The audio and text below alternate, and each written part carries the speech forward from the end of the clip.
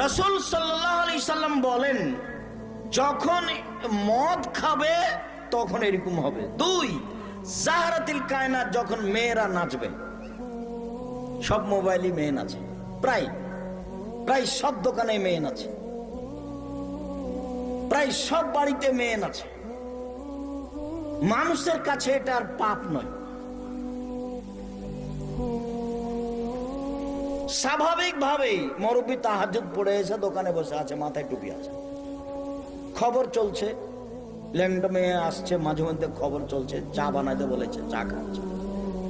আমি বলেছি 4টে জিনিস পালন করবেন: 1, 5 ওয়াক্ত সালাত; 2, হালাল রুজি; 3, কোরআন তেলাওয়াত; 4, দুইজন যেখানে বসে আছে সেখানে বসবেন না। আড্ডা পিটা চিরদিনের জন্য হারাম।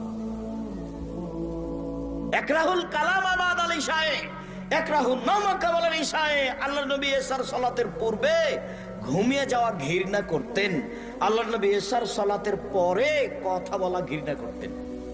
রাত 10টায় শুয়ে যেতে হবে যে কোনো মূল্যে। বাড়িতে প্রেসিডেন্ট আইয়ুবের কার্ফু মাশাআল্লাহ জারি থাকবে, 10টায় ঘুমাতে হবে।